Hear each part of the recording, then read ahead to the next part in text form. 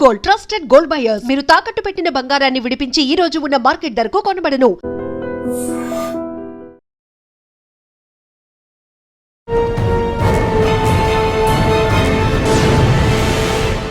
Welcome to crime diaries. ఈ వారం మన గెస్ట్ 1996 బ్యాచ్ పోలీస్ ఆఫీసర్, పేరు ఉపేంద్ర బాబు, డిఎస్పీ, మహిళా police station, Kurnool.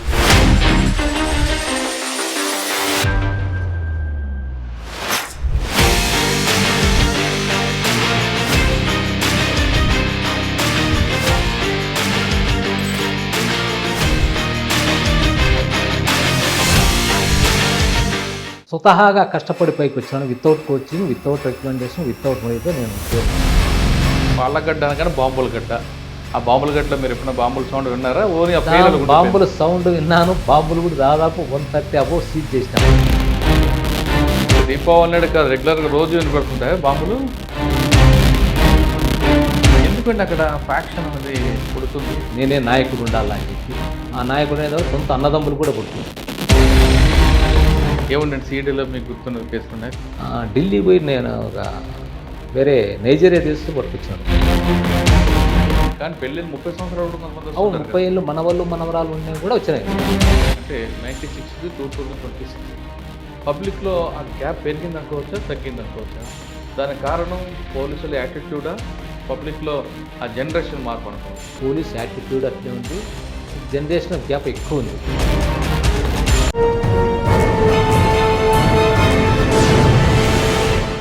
Welcome to crime diaries. ఈ వారం మన గెస్ట్ 1996 బ్యాచ్ పోలీస్ ఆఫీసర్, పేరు ఉపేంద్ర బాబు, డిఎస్పీ, మహిళా పోలీస్ స్టేషన్, కర్నూలు. ఫ్యాక్షన్ జిల్లాలో పుట్టిన ఆయన ఫ్యాక్షన్ ఉన్న ఏరియాలో ఎక్కువగా పనిచేశారు. ఆయన ఫ్యాక్షన్ పుట్టడానికి కారకులు ఎవరు, అది తరతరాలుగా ఎందుకు వచ్చింది, తర్వాత ఎందుకు అంతమైంది అన్న దీని మీద బాగా రీసెర్చ్ చేశారు. ప్రస్తుతం మహిళా పోలీస్ స్టేషన్ ఉన్న ఆయన ఒకప్పుడు పోలీసింగ్కి ప్రస్తుత పోలీసింగ్కి ఉన్న తేడా ఏంటి, ప్రజలకి పోలీసుల మీద నమ్మకం పెరిగిందా తగ్గిందా అనే విషయం సార్ అడిగి తెలుసుకుందాం. సార్ నమస్తే అండి. నమస్కారం. ఉపేంద్ర బాబు గారు, మీరు డిపార్ట్మెంట్కి వచ్చినప్పుడు పోలీస్ అంటే ఒక భయం, ఒక గౌరవం ఉండేది. పోలీసు బైక్ మీద కనపడగానే వస్తున్నారంటేనే కొంచెం ఒక ఎస్ఐని చూడగానే మొత్తం సహాయం అయిపోయేది. కానీ ఇప్పుడు ఎస్ఐతో పాటు ఒక 20 మంది కానిస్టేబుల్ వచ్చిన పరిస్థితి కంట్రోల్ రావట్లేదు. అంటే ప్రజల్లో అవేర్నెస్ పెరిగింది అనుకోవాలా, లేదా ప్రజలకి పోలీసుల మీద నమ్మకం పోయింది అనుకోవాలా, లేదా ఎక్కువగా భయపడడం తగ్గిపోయింది అనుకోవాలా? దీనికి కారణం జనరేషన్ మార్పు అనుకోవాలా, లేదా పోలీసింగ్లో వచ్చిన మార్పులు వచ్చిందా? ఈ ప్రశ్నకు సమాధానం చెప్పే ముందు, ఉపేంద్ర బాబు గారు పోలీస్ యూనిఫామ్ బై ఛాన్సా బై చాయిసా? చాయిస్ ఇది నాకు. మేము గ్రామీణ ప్రాంతం నుంచి వచ్చినాను. మా father high school teacher, retired అయిన. పక్క ఈ ఊరు ఇప్పటికి కూడా ఆ ఊరికి బస్సు సౌకర్యం లేదు. ఒక మారుమూల కుగ్రామం మాల్యవంతం చెర్లోపల్లి, బత్తలపల్లి మండలం, అనంతపురం జిల్లా. ఇప్పటికి కూడా 120 హౌసెస్ ఉంటాయి అంతేను. సో నేను కష్టపడి ఎస్ఐ జాబ్ తెచ్చుకోవాలి. ఎందుకంటే అప్పుడు ఆ ఊర్లో ఒక 1881 ఆ టైంలో ఒక ఇన్సిడెంట్ జరిగింది. ఒకదే నేరం చేసినాడు, ఎక్కడో నేరం చేసినారని చెప్పి ఒక కానిస్టేబుల్ ఇస్తే ఊరంతా పరారైనారు. ఊరంతా మొత్తం అంతా ఒక 3 days అట్లా. సో పోలీస్ యూనిఫామ్ మీద అప్పుడు కొద్దిగా, అంటే నేను అర్థం 6th క్లాస్ ఏం చదువుకున్నా ఆ టైంలో. సో ఒక పోలీస్ అంటే ఇట్లుంటుందా అని చెప్పి రొంత, అంటే పబ్లిక్ అంతా ఒక అంటే ఐడెంటిఫికేషన్ దాంట్లో జాయిన్ అయినాడు. నేను స్వతహాగా కష్టపడి పైకి వచ్చాను. Without coaching, without recommendation, without మోయితో నేను ఉద్యోగం సంపాదించాను. బై బర్త్ నుంచి నాకు ఉద్యోగం ఇచ్చేంత వరకు 10,000 రూపీస్ అక్కడ ఖర్చు కాలేదు. మేము జాయిన్ అయినా ఇప్పుడు ఆదోనిలో నేను ప్రొఫెషనల్ ట్రైనింగ్ అయినా ఆదోని ఎస్పీ పోలీస్ స్టేషన్లో.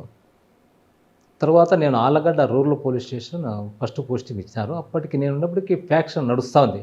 హెవీ కాకుండా కూడా బాగానే ఉంది ఫ్యాక్షన్ అప్పటికి.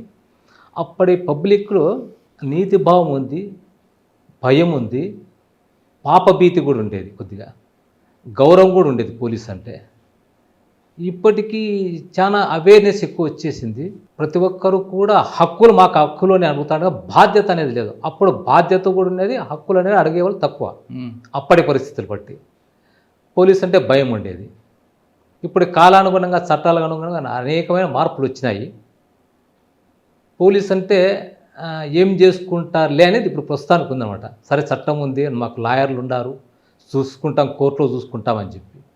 ఈ భావన పబ్లిక్లో చదువుకునే వాళ్ళు ఉంది, చదువు లేని వాళ్ళు కూడా వచ్చేసింది. అంటే ఇప్పుడు హక్కులు అడుగుతున్నారు కానీ బాధ్యత లేదు, బాధ్యత లేదు. బాధ్యత అనేది దాదాపు సోషల్ రెస్పాన్సిబిలిటీ లేదు. 90% హక్కులు అడుగుతాడు, 10% కూడా బాధ్యత అనేది లేదు. అదే. అప్పుడు హక్కులతో పాటు బాధ్యత ఉండేది. అరే మనకు సార్ ఆ ఏరియా అంతా చూసి వచ్చారు కదా, అంటే హక్కులు బాధ్యతలు ఉన్న ప్రజలు చూశారు మీరు. హక్కులు. ఓకే, ఆ ప్రజలు ఉన్న ఆలగడ్డలో మీకు వెళ్ళినప్పుడు మీకు వచ్చిన ఛాలెంజ్, ఎందుకంటే ఆలగడ్డ అనగానే బాంబుల గడ్డ. ఆ బాంబుల గడ్డలో మీరు ఎప్పుడైనా బాంబుల సౌండ్ విన్నారా? ఓన్లీ ఆ పేర్లు ఉండిపోయింది. బాంబుల సౌండ్ విన్నాను. బాంబులు కూడా దాదాపు 130 అబోవ్ సీజ్ చేసినాను నేనే అక్కడ. ఆ పరిస్థితులు ఇప్పుడు జిల్లాల వ్యాప్తంగా ఎక్కడ కూడా బాంబులు. ఎక్కడ విన్నారు మీరు అప్పుడు ఆలగడ్డలో? ఆలగడ్డ రూరల్ పోలీస్ స్టేషన్ 97, 98లో. ఏడా సంఘటన చెప్పండి ఒకసారి. అక్కడ బాంబులు అనేది మామూలుగా ఉంటాయి. ఏదైనా గొడవల్లో కానీ బాంబులు వేసుకోవడం కానీ, ఏదైనా మర్డర్ చేసినా కూడా బాంబింగ్ కూడా ఉంటుంది. దానికి పగలు రాత్రి ఏ సంబంధం లేదు. ఆ సంబంధం అంటే సందర్భాన్ని బట్టి అదంతే, గ్రూప్ రాజకీయాలు ఉంటాంటాయి ఇదంతాను.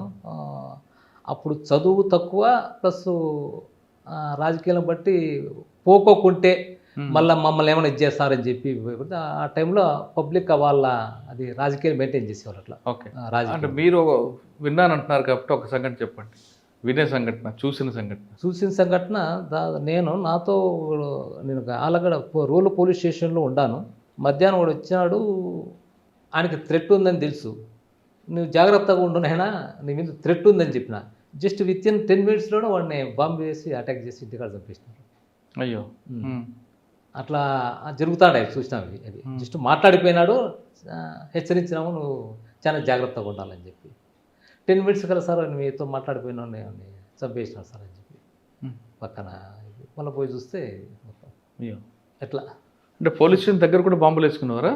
లేలే, అంటే నా దగ్గర కాదు, బట్ అవి కూడా ఎక్కడ మన దగ్గరే ఉండదు, బట్ కొద్ది దూరంగా జరుగుతుంటాయి అట్లా. మళ్ళీ కేసులు జరుగుతూ ఉంటాయి, మళ్ళీ కేసులు పెడతా ఉంటాము. అప్పుడు పోలీసింగ్ అనేది కౌన్సిలింగ్ అంటే వేరే రకంగా ఉంటాయి. ఇప్పుడు మనం చెప్పలేము, ఆ కౌన్సిలింగ్ వేరు. సరే అయినా కూడా అవి అంటే దీపావళి నాడు కాదు, రెగ్యులర్గా రోజు వినపడుతుంటాయి బాంబులు? రోజు అనే కాదు, సందర్భం బట్టి అది ఏదైనా రోజు అని కాదు అది. అంటే దీపావళి నాడే కాదు, మిగతా సమయంలో సందర్భంలో కానీ దీనికో అదేం కాదు అట్లా. ఆ సందర్భంగా బట్టి ఏదైనా రాజకీయ కూడా అది ఇన్సిడెంట్లు అయితే జరుగుతుంటాయి. ఎవరండి ఇప్పుడు ఎక్కువగా మీకు ట్రబుల్ వాంగర్? అప్పుడు ట్రబుల్ వాంగర్ అన్నీ మర్చిపోయినామంతా. వాళ్ళు అందరినీ తీసుకొచ్చి ఆవిడ పోలీస్ ఆఫీసర్లు చాలా గట్టిగా ఉండేవారు, మాకు పై అధికారులు కూడా. ఎవరు ఎక్కువ మీరు ఆఫీసర్ ఎవరు అప్పుడు మీకు గట్టిగా? సురేంద్రబాబు అని ఐపీఎస్ ఆఫీసరు, సంతోష్ మేరా ఐపీఎస్ ఆఫీసరు. వాళ్ళు డైరెక్ట్గా వాళ్ళు బాగా సపోర్ట్ ఇచ్చేవాళ్ళు ఏదైనా కానీ. సురేంద్రబాబు గారు మీ దగ్గర ఉన్నప్పుడు నేను ఐపీఎస్ జిల్లా కర్నూలు, ఉమ్మడి జిల్లా కర్నూలు ఎస్పీగా ఉన్నాను. 97లో దాదాపు సార్ వచ్చి 40-45 days ఉండేది. బట్ 40-45 days బిఫోర్ దట్ అక్కడ ఆ సార్ ఆళ్ళగడ్డ ఏఎస్పీగా పనిచేసినాడు అక్కడ. సార్కి ఆళ్ళగడ్డ అంటే బాగా కాన్సన్ట్రేషన్. సో మాకు పక్కా గైడెన్స్ ఇచ్చేవాళ్ళు బాగా. అదే ఆ టైంలో ఏఎస్పీ ఉన్నప్పుడు ఏఎస్పీ చేసినాడు. నేను సార్ దగ్గర సార్ మళ్ళీ తర్వాత నెక్స్ట్ ఇక్కడ ఎస్పీకి పనిచేసినాడు. సో సార్కి ఇంట్రెస్ట్ అన్నమాట ఆళ్ళగడ్డ. ఆలగడ్డలో ఆయన ఏ ఇష్యూ అయినా 2 పార్టీల వరకు లోపల వేసేవారట కదా? రేపు పక్క అంతే సార్. ఏదన్నా కానీ దాంట్లో లాండ్ ఆర్డర్ కల్లో ఎటువంటి ప్రసక్తి రాజీ అనేది ఉండదు దాంట్లో. ఎంతకాలం పనిచేస్తారు సార్ దగ్గర అయితే 45 days. సార్ ఉండే జిల్లాలో 45 days. సార్ తర్వాత నెక్స్ట్ సంతోష్ మేఘర్ అని సార్ వచ్చారు. అట్లా 1.5 year పని చేసాం సార్ దగ్గర. అచ్చా, ఓకే. ఆ టైంలో మీరు బాంబులు సీజ్ చేస్తున్నారు ఎన్ని, ఎవరి దగ్గర? దాదాపు 130 దాకా సీజ్ చేసింట. బాగా పవర్ఫుల్ బాంబ్సే, మామూలుగా ఏదో బాగా అవి. అప్పుడు ఆ కాలంలో ఆ టైంలోనే బాంబులు కడుతూ కొంతమంది చేతులు కూడా చేయిపోయినాయి. ఆ మనుషులు కూడా బాంబులు అప్పుడు రౌడీ షీట్ ఎట్లా ఉండగా బాంబు మేకర్ షీట్స్ కూడా అప్పుడు మెయింటైన్ చేస్తా అంటే చేతులు పోయి కాలు పోయి వాళ్ళు కూడా వస్తా అంటే. ఎంతమంది ఉండేవారు అప్పట్లో? అప్పుడు నాకు ఐడియా లేదు కానీ ఆ బాంబు మేకర్స్ ఇవన్నీ వాళ్ళతో వచ్చి కాలు పోయి వచ్చినారు. అవి ఇతను బాంబు మేకర్ సార్, ఇతను ఇట్లా ఇదైందని చెప్పి. ఆ ఏరియాలో ఎట్లుంటుందంటే మేము చూడలే కానీ ఆ కోయిలకుంట్ల ఏరియాలో బిఫోర్ దట్ మేము జాయినింగ్ కాకుండా కొంత ఒక వాళ్ళ తండ్రిని చంపినాడు అని చెప్పి వాళ్ళ కొడుకు ఎవరో బాంబు విసిరితే ఎక్కడ తప్పుతుందని చెప్పి చేయి తీసుకుని మగాన్ని కొట్టాడని చెప్పి మగాన్ని కొట్టాడు. ఆయన చనిపోయి ఇతను కూడా చేయి పోయిందని చెప్తారు. మరి అట్లా ఆ టైం ఉండేది, ఆ సిచ్యువేషన్ అట్లది. ఆలగడ్డ నుంచి ఎక్కడికి వచ్చారు? మళ్ళీ ఆలగడ్డ నుంచి మళ్ళీ నేను బీఆర్కి వచ్చినాను. అప్పుడు ఎస్పీలు ట్రాన్స్ఫర్ అయిందంటే మళ్ళీ నేను ఉలిందకొండ నుంచి మళ్ళీ ప్యాపిలి పోయినాను. ప్యాపిలి నుంచి ఒలగొంద నుంచి మళ్ళా నంద్యాల ట్రాఫిక్ చేసినాను. నంద్యాల ట్రాఫిక్ నుంచి దొన్నిపాడు ఎస్ఐకి పనిచేసినాను. అక్కడి నుంచి మళ్ళీ సిఐ ప్రమోషన్ తీసుకున్నాను. ఓకే, ఎస్ఐ వరకు దొన్నిపాడు. ప్యాపిల్లో ఫ్యాక్షన్ మర్డర్స్ ఉండేవి. అక్కడ ఫ్యాక్షన్ మర్డర్ తీసుకొచ్చి రైల్వే ట్రాక్ మీద పడేసేవారంట, నిజమేనా? అప్పుడు నేను చాలా తక్కువ కాలం పనిచేసినాను. తక్కువ కాలం కూడా నా ఉద్యోగానికి సంబంధించి చాలా సాటిస్ఫాక్షన్ జాబ్ చేసిన. అప్పుడు 3 months పనిచేసిన. ఎలక్షన్స్, పంచాయతీ ఎలక్షన్లకు, జెడ్పీటీసీ, ఎంపీటీసీ ఎలక్షన్లకు నేను ఆ కాలంలో పనిచేసినాను. చాలా సంతోషపడినా. అక్కడ జాబ్ సాటిస్ఫాక్షన్ పూర్తి స్థాయిలో ఉంది. ప్యాపిల్ ఏ విధంగా అంటే పూర్తిగా ఎట్టి పరిస్థితుల్లో ఎటువంటి కాంప్రమైజ్ కాకోకుండా సింగిల్ ఇన్సిడెంట్ జరగకుండా చేసినది. మామూలుగా పంచాయతీ ఎలక్షన్ అంటే చాలా ఇన్సిడెంట్ జరుగుతాయి. జెడ్పీటీసీ ఎలక్షన్లో ఇన్సిడెంట్స్ ఎటువంటి ఇన్సిడెంట్ లేకుండా 2001 సంవత్సరం అప్రాక్సిమేట్లీ జూలై, ఆగస్ట్ నెలలో 2 ఎలక్షన్లు జరిగినాయి. ఎటువంటి ప్యాప్లి పోలీస్ స్టేషన్ సంబంధించే వరకు ఎటువంటి ఇన్సిడెంట్లు అవి నేను చేయలేదు. సరే, మీరు దోనిపాడు వరకు వచ్చారు కదా, ఇక్కడ ఆలగడ్డ నుండి.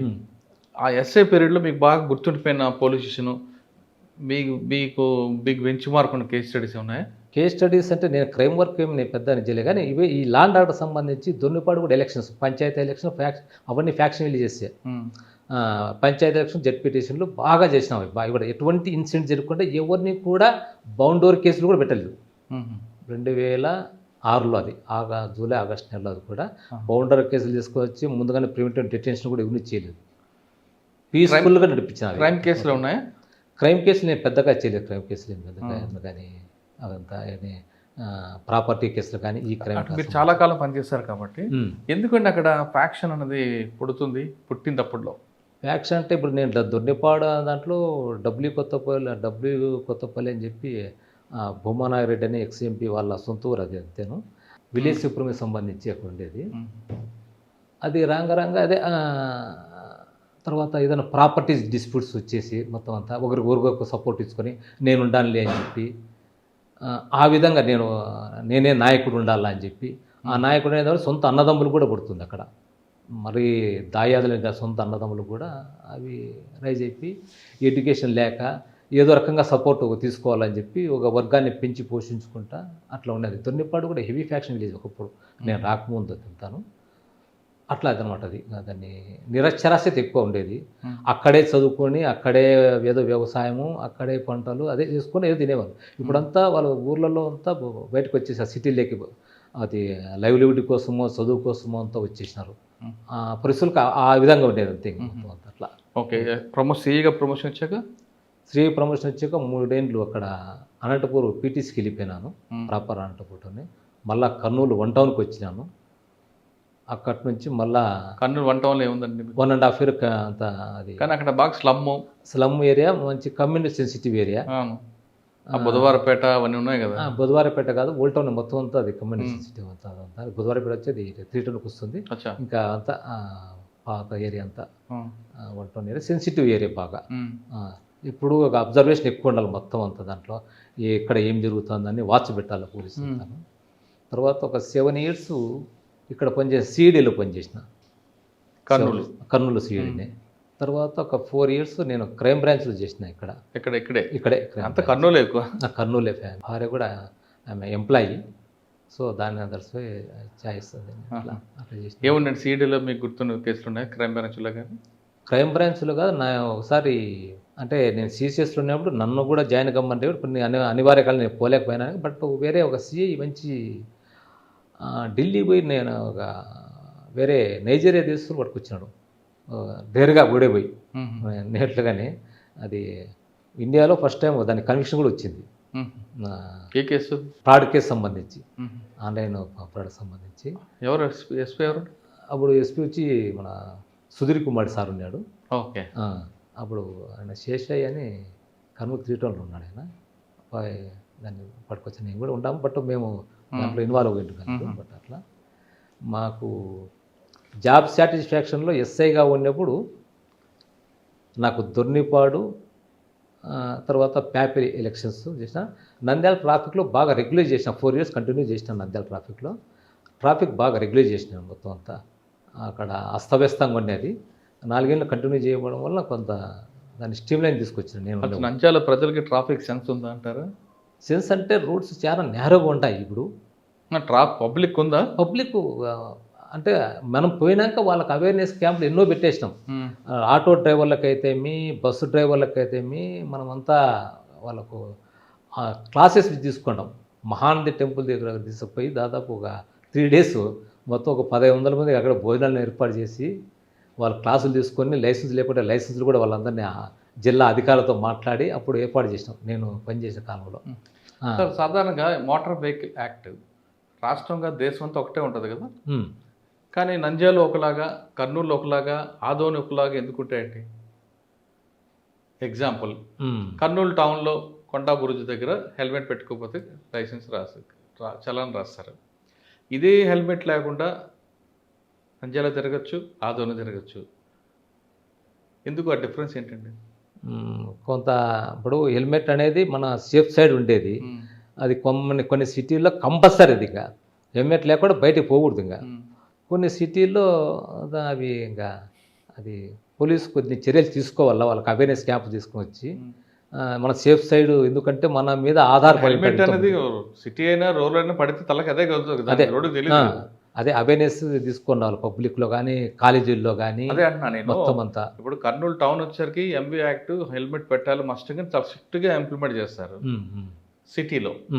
అదే మీరు రూరల్ వచ్చేసరికి ఎందుకు కాదు అంటున్నారు? రూరల్లో యాక్సిడెంట్ కావాలి లేదా దెబ్బ తగలదా? ఒకటి కర్నూలు సిటీలో ఏదైనా కానీ అంటే పోలీసింగ్ ఎక్కువ ఉంటుంది, రూరల్లో వచ్చే తక్కువ మంది ఉంటారు, మళ్ళీ వేరే డిఫరెంట్ డ్యూటీస్ ఉంటాయి.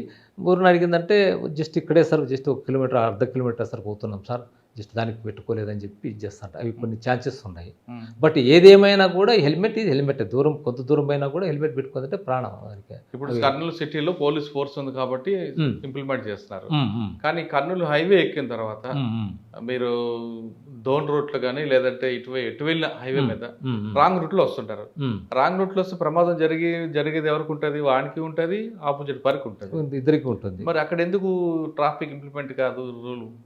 దానికి చర్యలు తీసుకోవాలి. దానికి ఏదైనా కానీ కంపల్సరిగా దాన్ని మెయిన్ అవేర్నెస్ ఎక్కువ తీసుకోవాలి. అది ఏదైనా కానీ పబ్లిసిటీ, అది ఏదైనా కానీ సినిమా ద్వారా, టీవీ ద్వారా కానీ, వాట్సాప్ ద్వారా ఎక్కడైనా తీసుకొచ్చేది. ఏదైనా కానీ తప్పే అది.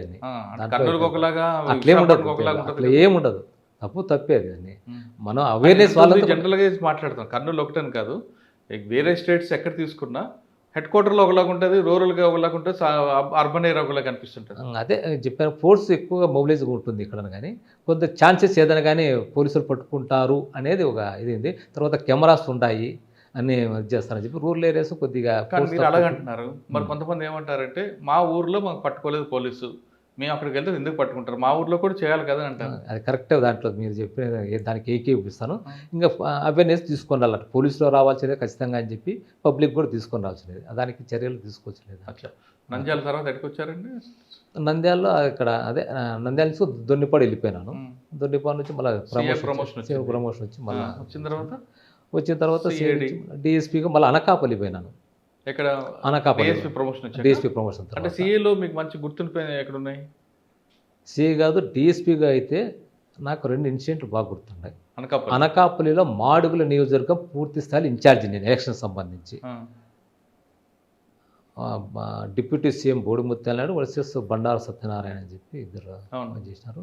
ఎటువంటి సింగిల్ ఇన్సిడెంట్ జరుపుకోకుండా, చిన్న ఇన్సిడెంట్ జరుపుకోకుండా కంటిన్యూగా ఎస్పీ నాకు ఫోనే చేయలేదు ఆ రోజు.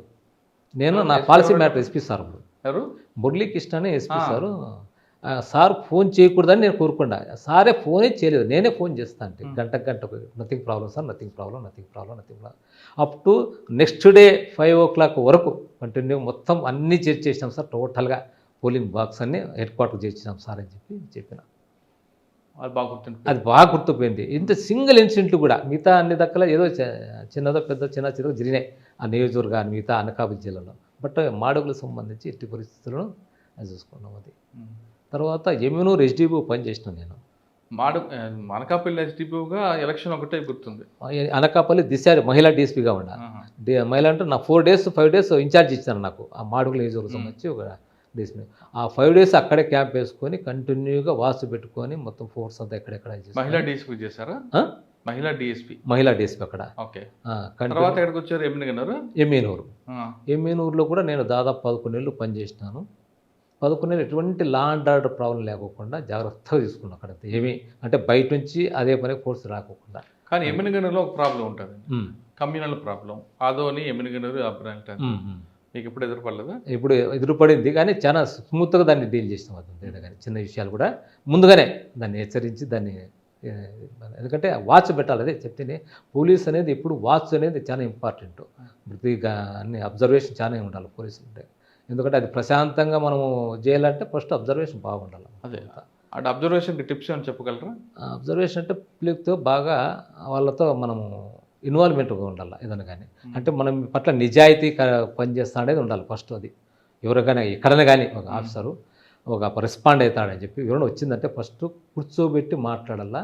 ఆయన ఒక ఏదైనా పరిష్కారం చూపుతాడనే భావన పబ్లిక్లో ఉండాలి ఫస్ట్ ఆఫ్ ఆల్. అది తర్వాత ఏదైనా కానీ సారు అంటే నాట్ ఓన్లీ పోలీస్ కానీ ఏదైనా చెప్పినా కూడా సార్ ఏదైనా సలహా ఇస్తాడు ఏదైనా కానీ ఒకవేళ అని అది కూడా ఉండాలి. అది తర్వాత సబార్డినేట్తో కూడా చాలా జాగ్రత్తగా మాట్లాడాలా ఏదైనా కానీ. కమ్యూనికేషన్లో గ్యాప్ ఉండకూడదు. కమ్యూనికేషన్లో ఏది కూడా అదంటే పబ్లిక్ నమ్ముతారు ఏదైనా కానీ చెప్తూ ఏదైనా కానీ చేసినా లేదు సార్ లేదు. కానీ మీరు చెప్పినవన్నీ చేస్తే పబ్లిక్లో మరొక ఒపీనియన్ వస్తుంది, ఈ పోలీసు మెతక పోలీసు మనం ఏం చెప్తాను ఆడుకుంటాడని. మనం ఏం చెప్పినా వింటారు, మెతక పోలీసు అంటారు. మనం ఇప్పుడు పోలీసు అంటే కొంచెం హార్ష్ ఉండాలి అని కాదు, కొంచెం ఫర్మ్గా మాట్లాడితే మనము మెత్తగానే కదా ఫర్మ్గా ఉండాలి. ఒక యాక్షన్ అనేది ఫర్మ్గా ఇది కాదు అంటే కాదంటే ఎట్లా ఉండాలి అంతేగా. నువ్వు మళ్ళీ ఎక్కడ పోయినా కాదు రైట్ ఓకే అంతేగాని అట్లనా అని చెప్పి జిగ్జాగ్గా ఉండకూడదు పోలీసు. ఫర్మ్గా ఉండాలి. అట్లనే ఇంతకుముందు మాదిరిగా ఇప్పుడు మ్యాన్ హ్యాండ్లింగ్ అవన్నీ ఉంటాయి గతంలో ఎప్పుడో. ఇప్పుడు అటువంటి కాదు. ఇప్పుడు ఎందుకంటే ఎలక్ట్రానిక్ మీడియా పెరిగింది, సీసీ కెమెరాలు చేసినాయి, ఎక్కడ చూసినా కూడా అవేర్నెస్ పెరిగింది. ప్రతి ఒక్కరూ కూడా మనము అబ్జర్వ్ మనము ప్రతిదీ కూడా అబ్జర్వ్ చేయాలి అంతేగా. మీరు పనిచేసిన ఎస్ఐ నుండి ఇక్కడ వరకు తీసుకుంటే ఎస్ఐ వరకు కొంచెం ఫోకల్ కానీ మిగతా నాన్ ఫోకల్ కనిపిస్తున్నాం. మీరు ఎప్పుడు బాధపడలేదు అంటే లేదు ఎప్పుడు నేను అంటే నా చాయిస్ అది. ఫ్యామిలీ ఆమె హై స్కూల్ టీచరు, ఇంకా పిల్లలు ఎక్కడ చదువుకుంటున్నారు, నేను అదే పనిగా మళ్ళీ ఎక్కడో బయటికి పోయిందంటే ఇబ్బంది అవుతుందని చెప్పి నేను అదే పనిగా నా ఛాయిస్తోనే ఉండలేను. ఇవన్నీ ఆఫీసర్ పోస్టింగ్లో political posting? No as on today officer posting మొత్తం. ఓకే, ఎమ్మినగనూరు తర్వాత ఎక్కడికి వచ్చారు? ఎమ్మినగనూరు తర్వాత ఇక్కడికి వచ్చింది. Okay, Disha police station Shakti అనుకుంటా. ఇది మహిళా పోలీస్ స్టేషన్. మహిళా పోలీస్ స్టేషన్లో మీ రెండో పోస్టింగ్ ఇది? మూడో పోస్టింగ్ ఇది. ఒకటి అనకాపల్లి ఎమ్మినూరు మహిళా. ఇది ఎమ్మినగనూరు మహిళా police station? Emminuru sub division. మహిళా పోలీస్ స్టేషన్ అయితే అనకాపల్లి ఇదే. అది మీ పోలీస్ స్టేషన్కి వచ్చే వాళ్ళ కేసులు 498 వస్తుంటాయి అని ఎక్కువగా ఫాల్స్ ఉంటాయా రియల్గా ఉంటాయా? ఇక్కడ ఉన్న వచ్చిన మహిళల కేసులకి అనకాపల్లిలో వచ్చిన మహిళల కేసులకి తేడా ఉంటుంది? సమస్య ఒకటే కనిపిస్తుందా లేదు వేరే విషయం కనిపిస్తుంది? అంటే ఆ ప్రాంతం తగ్గట్టుగా అక్కడ ఎక్కువగా వచ్చేవాళ్ళు బీదోళ్ళు ఉన్నారు. బట్ అక్కడ ఆల్కహాల్ కండిషన్ ఎక్కువ అక్కడ అనకాపల్లి ఏరియాలో. వాళ్ళు భర్త తాగి వచ్చి నన్ను కొడతాడు, నన్ను ఎట్లా అంటే అట్లా మాట్లాడతానని చెప్పి అక్కడ ఎడ్యుకేషన్ కూడా కొద్దిగా తక్కువనే. ఇక్కడ రకరకాల ఇప్పుడు అంటే ఎడ్యుకేషన్ పర్సన్స్ ఉంటారు, ఎంప్లాయీస్ ఉంటారు, వైట్ కలర్ ఎంప్లాయీస్ ఉంటారు మొత్తం అంతా. ఇంతకుముందు గతంలో ఎట్లంటే మగవాళ్ళలోనే ఎక్కువగా మేల్ పర్సన్స్లోనే కొద్దిగా ఇది ఉండేది. ఇప్పుడు వాళ్ళు కూడా కొంత లేడీస్లో కూడా చైతన్యం అనేది వచ్చింది. సరే 1,00,000 కారణాలు ఉంటాయి మొత్తం అంతా. వాళ్ళు అప్రోచ్ ఎక్కువ అవుతున్నారు రకరకాల అంటే అడ్జస్ట్మెంట్ కాక ఫైనాన్షియల్ ఇది ఇండిపెండెన్స్ ఉంది కాబట్టి ఇంకా అంటే ఓర్పు లేకపోతుంది ఎక్కడ కానీ. ఇద్దరిలో కూడా ఎవరో పెద్దోళ్ళు కూడా నచ్చ చెప్పే స్టేజ్లో వాళ్ళు కూడా కనపడలే. గతంలో కొనుక్కుంటే స్టెప్ బై స్టెప్ చూసుకుంటా అంటే తల్లిదండ్రులు కూడా సముదాయించి ఏదైనా అడ్జస్ట్మెంట్ చేస్తామనే ఆలోచన కూడా వాళ్ళు వదిలిపెట్టారు. సరే, గతంలో అమ్మంటికి ఫోన్ చేసి అమ్మ నన్ను కొడుతున్నాడు తిడుతున్నాడు అంటే కాదమ్మా అత్తవారిలే నీకు చివరి వరకు సర్దుకో కొంతకాలం అని నచ్చెప్పేవారు. ఇప్పుడు ఆ నచ్చెప్పే కార్యక్రమం పక్కకి వెళ్ళిపోయింది, నువ్వు కూడా వచ్చి డైవర్స్ ఇచ్చేద్దాం అంటారు. ఆ మార్పు కారణం ఏంటంటారు? ఫైనాన్స్ ఇండిపెండెన్స్ వచ్చేసింది, చదువుకున్నారు. టీవీలు ఈ దాదాపు 95% సెల్ ఫోన్లోనే వాళ్ళ ఫ్యామిలీస్ డ్యామేజ్ అవుతుంటాయి. అవి రకరకాల వేరియేషన్స్ ఉంటాయి. దాంట్లో ఎన్నో మెసేజ్లు ఉంటాయి. వాళ్ళు ఏదో మెసేజ్ మాట్లాడినాము దాన్ని డిలీట్ చేసినాం అనుకుంటారు. అవి వాట్సాప్లో వాళ్ళు దాన్ని ఎవరైనా కానీ both persons male or female మళ్ళీ ఐడెంటిఫై చేసుకుంటారు. అది అవుతాండ్రి. నువ్వెంత అంటే నువ్వెంత అని. ఇంతకుముందు ఏదన్నా కానీ గతంలో ఏదైనా ఫోన్ చేయాలంటే ఎక్కడికో పోయి ఫోన్ చేయాలి. ల్యాండ్ ఫోన్ ఉంటే తగిలితే తగులుతుంది, తగలకుండా.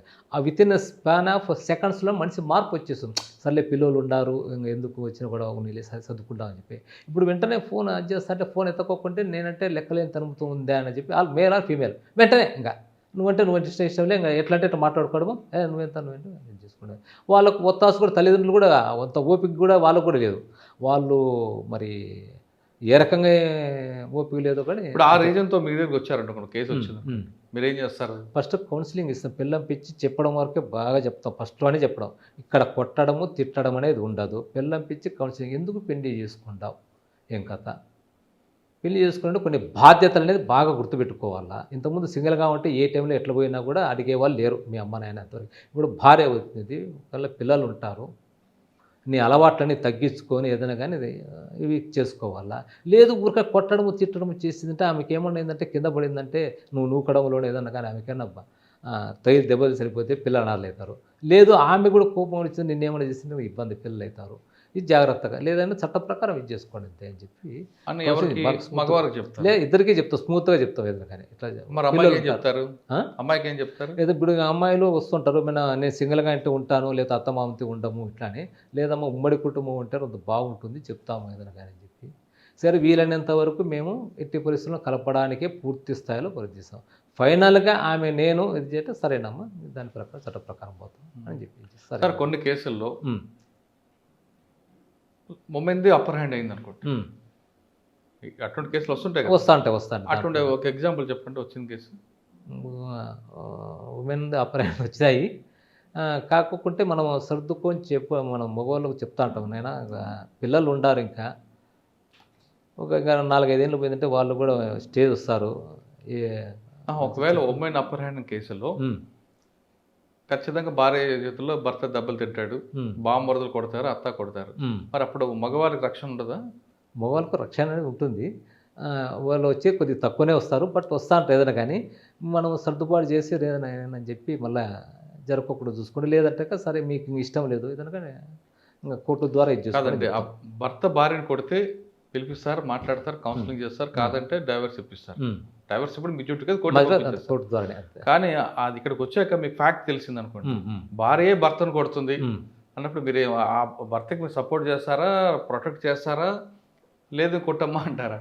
లే భర్త పిల్లంపించి మాట్లాడతాము, చూడమ్మా భార్య భర్తలు అంటే గొడవలు ఉండి సాధించము, కానీ ఇది కొట్టుకుందంటే పిల్లల ముందర మళ్ళీ ఇవైతాయి, మరి బంధువుల్లోనూ అంత ఇబ్బంది అవుతుంది అని చెప్పి చెప్తాం ఏదైనా కానీ. ఇట్లా ఉంటాక సరే మీకు ఇష్టం లేదు రైట్ ఏదైనా కానీ అది చట్ట ప్రకారం తీసుకోండి అని చెప్పి ప్రొటెక్ట్ చేయవా? సెక్షన్లో ప్రస్తుతానికి ఇక్కడైతే ఈ మహిళా పోలీస్ స్టేషన్లో ఆయనకి సాధారణంగా 490 ఉంది డౌరీ హరాస్మెంట్, అది చేస్తా ఉంటాం. అది ఒకవేళ భర్త భార్యను కొడితే మీరు 324 ఐపీసీ పెడతారు. కానీ మీ ఫ్యాక్ట్ లో మీరు ఎంక్వైరీ చేసిన తర్వాత భార్యే భర్తను కొడుతుంది, భార్య తరపు వాళ్ళే భర్తను హింసిస్తున్నారు అన్నప్పుడు మీరు ఆ భార్య మీద కేసు పెడతారా, పెడితే ఏ సెక్షన్ పెడతారు? ఇంతవరకు అట్లా రాలేక కౌన్సిలింగ్ అయితే వచ్చినాయి అంతే. ఇంకా వస్తుంటాయి అటువంటివి, వస్తాంటాయి తక్కువ వచ్చేది. ఇంకా అవి రాకుండా ఎన్నో ఉంటాయి. ఇంకా మగవాళ్ళు మా భార్య వేధిస్తుంది, భర్త వేధింపులు చూసి మనం చూసాను, నేను ఎవరిని కించపరచట్లేదు, కానీ భార్య వేధింపులు కూడా కొంతమంది ఉంటారు కదా, చాలా ఉంటాయి, కొన్ని వస్తుంటాయి అంతే, కానీ అవి చాలా ఉంటాయి ఇప్పుడు సమాజంలో. మరి వాళ్ళు ముందే వచ్చి పోలీస్ కంప్లైంట్ వచ్చా నా భార్య నన్ను వేధిస్తుందండి అని వస్తా అంటారు, కౌన్సిలింగ్ చేసి పంపిస్తా ఉంటాం ఇట్లా అంతే. ఇంకా ఏం చేస్తారు కౌన్సిలింగ్? భార్యను పిలిపించి కౌన్సిలింగ్, భార్య పిల్లంపించి ఇది మీరు తిట్టడము, మళ్ళీ మీ అమ్మ నాయన తిట్టడము, ఇది ఇంటికి రచ్చ మళ్ళీ బయటికి ఎందుకు పోవాలా, చదువుకున్నారు, ఉద్యోగాలు వచ్చినాయి, పిల్లలు కూడా పెద్దగా అవుతాండ్రు. అంటే దీనికి కారణం ఇద్దరు డబ్బులు సంపాదించబట్టేనా? డబ్బులు సంపాదించేది అదొకటి, ప్రస్తుతం ఎందుకో తినే తిండిలోనో పీల్చే గాలిలోనో లోపం అయితే ఏదో ఒక్కడో ఉంది. ఇరిటేట్ అవుతుంది మనుషులంతా ఏదైనా కూడా. మరి అంటే ఎక్కడ సమాజంలో నేను ఉండే అబ్జర్వేషన్లో సపోజ్ ఏదైనా కానీ ఆర్టీసీ బస్ స్టాండ్ వెళ్తే వెంటనే బస్సు ఉండాలా, డాక్టర్ దగ్గర వెళ్తే వెంటనే అపాయింట్మెంట్ ఉండాలా, రైల్వే స్టేషన్ వెంటనే రైలు ఉండాలా. అంటే ఓపికనే నశించింది అది, ఎందుకు ఎక్కడనే అది, కానీ ఇంకా వెంటనే అంతే. ఇంకా అది అట్లా ఏదైనా కూడా భార్య పోతా ఇంటికి పోతా ఇంట్లో వంట వండిండాలి అంతే, ఇంకా రెడీగా. లేదు భర్త పోతాను, భర్త పికప్ చేసుకోవాలి వెంటనే నేను డ్రాప్ చేయాలా, ఇట్లా ఉందన్నమాట. ఓర్పు అనేది దాదాపు తగ్గింది ఇంత ముందుకు ఇప్పటికి. ఈ కమ్యూనికేషన్ పెరిగిపోయి, ట్రాన్స్పోర్టేషన్ పెరిగిపోయి వెంటనే ఇంకా ఇవి కొన్ని ఉంటాయి ఇవన్నీ మొత్తం అంతా. అంటే ఓపిక నశించిందంటారు. ఓపిక నశించింది. అది వేరియస్ ఎన్నో రీజన్స్ ఉంటాయి దానికి, ఇది అనేం కాదు, వేరియస్ రీజన్స్ ఎన్నో ఉన్నాయి. సార్ మీ దగ్గరకు వచ్చిన వ్యక్తి ఏమో ఒకప్పుడు అంటే కేసు పెట్టాలి, మాట్లాడాలి, కౌన్సిలింగ్, కోర్టు వెళ్ళేది కదా. ఇప్పుడు ఇమీడియట్గా నాకు జస్టిస్ కావాలంటే అప్పుడు ఏం చేస్తారు మీరు? ఇప్పుడు ఇమ్మీడియట్గా అంటే ఆమె చెప్పిన ప్రకారం అంతే, నాకు కౌన్సిలింగ్ వద్దు, ఏం వద్దు, కేసే కావాలంటే సరే కేసే ఇచ్చేస్తాం, కేసే కావాలంటే ఇచ్చేస్తాం. కానీ భర్త నేను భార్యతో ఉంటానంటే నాకు కలపండి అంటాడు, అప్పుడు ఏం చేస్తారు? చేస్తాం 2-3 సార్లు కౌన్సిలింగ్ అంటే పిలుస్తాను. నేను రానంటే ఇంకేం చేసేది ఉండదు ఇంకా దాన్ని. ఎందుకంటే ఆమె భార్య నేను కాపురానికి పోను అంటేనే కదా నేను చేయలేదు దానికి. అట్లా వాళ్ళు సార్ నాకు భార్య కొద్దిగా కలపడతారంటే రైట్ పిచ్చి మాట్లాడతాంలేండి, దాన్ని ఏమని చెప్తాం. ఇప్పుడు కర్నూలులో ఎలాంటి కేసులు వస్తున్నాయండి మహిళా పోలీసు? ఇదే హరాస్మెంట్ కేసెస్ వస్తున్నాయి మొత్తం అంతా. భర్త వేధిస్తున్నాడు, భర్త తరపున వేధిస్తున్నాడు కట్నం కోసము అని చెప్పి. దాంట్లో ఎన్నో రకరకాలుగా ఉంటాయి రీజన్స్. పైకి మాత్రం వేరే రీజన్స్ ఉంటాయి, అంతర్గతంగా వేరే రీజన్స్ ఉంటాయి. దానికి ఇంకా చెప్పలేము. పెళ్ళి అయిన సంవత్సరం వరకు భార్య భర్తల మధ్య పంచాయతీలు ఉంటే సామాను, కానీ పెళ్ళిని 30 సంవత్సరాలు కూడా కొంతమంది వస్తుంటారు. 30 ఏళ్ళు మనవాళ్ళు మనవరాలు ఉన్నాయి కూడా వచ్చినాయి, అవి కూడా వస్తుంటాయి. ఆ వయసులో పెళ్ళైన వారానికి కూడా వచ్చేటివి కూడా ఉంటాయి. ఏదో నా భర్త పనికిరాడు సార్, వారానికి వచ్చారంటే అర్థం ఉంది, మనల్ని పుట్టే గొడవే ఉంటుంది. మనవాళ్ళు మనవరాలు వచ్చినా అవి కూడా వచ్చినాయి, అవి కూడా కేసు రిజిస్టర్ కూడా చేసినాయి. ఎందుకు? వాళ్ళు ఏంటి అండర్స్టాండింగ్, కొంతమంది స్వేచ్ఛంగా కోరుకుంటారు. వాళ్ళు ఇప్పటికి కూడా నేను ఇది చేయాలని చెప్పి వాళ్ళు ఇదైతే అంటారు. అట్లా స్వేచ్ఛగా ఉండాలనుకున్నా కూడా ఇప్పటికి కూడా ఇబ్బంది పెడతానని చెప్పి అట్లా అవి కూడా కేసు రిజిస్టర్ చేసినాయి కూడా. దాంట్లో కూడా ఉంటాయి 30 years పైన పెళ్ళి, మనవాళ్ళు మనవరాళ్ళు, పిల్లలు మంచి పొజిషన్లో ఉండేవాళ్ళు ఉంటారు, మంచి డాక్టర్స్ అట్లా ఉండేవాళ్ళు ఉంటారు. మహిళా పోలీస్ స్టేషన్ అని ప్రతి జిల్లాలో పెట్టారు, ఒక ఆంధ్రప్రదేశే కాదు తెలంగాణ అన్ని రాష్ట్రాలు. అంటే అంత క్రైమ్కు ఉన్న కెపాసిటీ ఉందండి ఇక్కడ పోలీస్ స్టేషన్కి? క్రైమ్ కాదు, వీళ్ళే కౌన్సిలింగ్కి ఎక్కువ మంది వస్తుంటారు. రోజుకి ఎంతమంది రావచ్చు? రోజు మంచి ఒకసారి ఒక సందర్భంలో 10 మంది రావచ్చు, ఒకసారి 20 మంది రావచ్చు, ఒకసారి అదంటే ఇక్కడ వాళ్ళు సినారీ చూసుకుంటారు. బందోబస్తు ఎవరు లేరంటే బందోబస్తు ఎక్కువ బయటకు పోల్చొచ్చు వేరే డ్యూటీలకు. ఎవరు లేరు అంటే అంటే వాళ్ళు రారు, ఎవరు ఉండారంటే సందర్భాన్ని బట్టి వెంటనే వచ్చేస్తారు.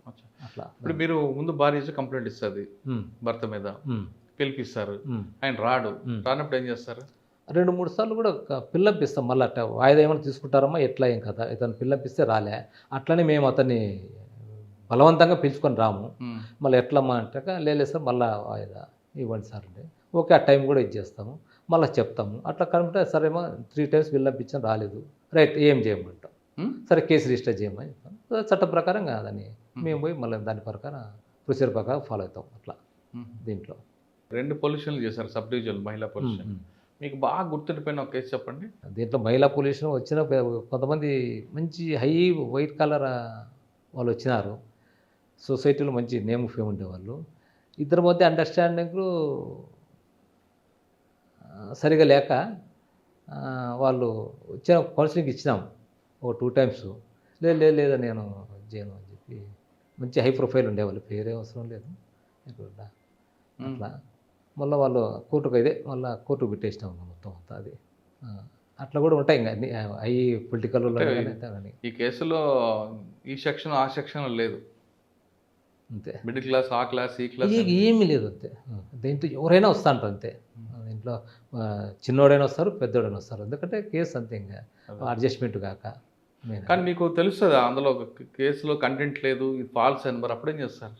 ఆమె ఏం చెప్తే దాని ప్రకారం వస్తుంది, కానీ మీకు తెలుసు అందులో దాంట్లో ఉంటుంది సరేనమ్మా చెప్పి చేస్తాను. మీ డెసిషన్ చూపించరు, మీ డెసిషన్ ఉండదు. ఇప్పుడు ఈ ఇన్సైడ్ ఉంటుంది కదా జరిగేది ఏదైనా, కానీ ఆమె ఒక్కత చెప్పినా కూడా ఆమె ప్రకారం పోతుంది అంతే. ఇంకా ఇప్పుడు దీని మిగతా ఏదైనా కాక ఎవరు కొట్టినారు ఏం కథ ఎవరు చూసినారు అనేది ఉంటుంది, దీంట్లో ఇన్సైడ్ కదా జరిగేది. సో వీళ్ళు ఇంకా అంటే ఎవరినో ఇస్తాంటారు పెళ్లి చేసిన పెద్ద మనుషులు అంతాను, అప్పుడు చెప్తాము ఎవరు దీనికి కరెక్ట్ పర్సన్ వాళ్ళు మాత్రం ఇది చేయండి, అంత ఎవరు పెద్ద మనిషి చేసింటారు వాళ్ళు, కానీ వస్తాంటారు కొంతమంది. ఓకే, అట్లా కూడా ఫస్ట్లో మాట్లాడేవాడి. ఫస్ట్లో ఆలగడ్డలో ఉన్నప్పుడు పోలీసింగ్కి, కర్నూలు వచ్చిన పోలీసింగ్కి అంటే 96 నుంచి 2026కి పబ్లిక్లో ఆ గ్యాప్ పెరిగింది అనుకోవచ్చా తగ్గింది అనుకోవచ్చా? దానికి కారణం పోలీసుల యాటిట్యూడా, పబ్లిక్లో ఆ జనరేషన్ మార్పు అనుకోవాలా? పోలీస్ యాటిట్యూడ్ అట్లే ఉంది, జనరేషన్ గ్యాప్ ఎక్కువ ఉంది. మొత్తం అంతా అవేర్నెస్ ప్రోగ్రామ్ అవేర్నెస్ ఎక్కువ ఉంది పబ్లిక్లో. తర్వాత బాధ్యత అనేది లేదని చెప్తే కదా, హక్కులు మాకు హక్కు రైట్ ఎందుకు చేసుకుంటావు ఎందుకు అదని. ఇంతకుముందు అట్లా అడిగేవాళ్ళు లేరు. ఒక అడిగినా చెప్తా అంటే వింటా అంటే వాళ్ళు. ఇప్పుడు అడిగేవాడు ఎక్కువైనాడు, చెప్తా అంటే వినలేరు. చెప్తా అంటే వినలేరు. ఇది వచ్చింది మొత్తం అంతా. మరి ఆ మార్పు రావాలంటే ఏం చేయాలి? రెమెడీ అది ఎవరో చెప్తేనే కాదు, ప్రతి ఒక్కరికి సెల్ఫ్గా ఉండాలి అది. అరే మనం మన ఇప్పుడు మీరు చెప్పారు ఇందాక హెల్మెట్, ఎవరో చెప్పచ్చు సార్ నేను బాగుండాలా, నా తల బాగుండాలా, రైట్ నేను పోవాలని చెప్పి అట్లా సెల్ఫ్గా ప్రతి ఒక్కరికి అది చేయాలా. అది కాలానుగుణంగా ఇప్పుడు ఎవరికైనా ఇంట్లో ఏదైనా యాక్సిడెంట్ జరిగి ఉంటుంది, వాళ్ళంతా కొద్దిగా అవేర్నెస్ వచ్చేస్తుంది. ఒక తల హెల్మెట్ పెట్టుకొని వాడు నేను మామూలు చనిపోయినాడు, మనం జాగ్రత్తగా ఉండాలని. అది ఒక సందర్భాన్ని బట్టి ఒక సందర్భం వచ్చిందంటే కొంతమందికి అవేర్నెస్ వస్తుంది. అట్లా చూడంగా, సినిమాలో చూడంగా, టీవీలో చూడంగా, వాట్సాప్లో చూడంగా రంగ అది పబ్లిక్ తెలుస్తుంది అంతే. ఇవి ఎవరో చెప్తే ఏం కాదు, ఇవి తెలుస్తుంది అది కాలానుగుణంగా. అట్లా ప్రజల్లో హక్కు కాదు బాధ్యత కూడా ఉన్నప్పుడే సొసైటీ ముందుకెళ్తుంది అంటున్నారు ఉపేందర్ గారు. హక్కులు ప్రశ్నించేటప్పుడు ఇది నా బాధ్యత కూడా ఉంది అని గుర్తుంచుకోవాలంటున్నారు. ఎక్కడ లేక నా బాధ్యత లేకుండా కేవలం హక్కుల గురించే మాట్లాడతామంటే అందరూ వెనకబడతాం తప్ప ముందుకు వెళ్ళే ప్రసక్తి లేదంటూ ఉపేందర్ గారు తనకున్న అనుభవంలో చెప్తున్నారు. ఇది వారం ఉపేందర్ గారితో ఎక్స్క్లూజ్ అంటారు. వచ్చే వారం మరో గిస్తా మళ్ళీ కలుద్దాం. అంతవరకు నమస్తే. Thank you. Thank you.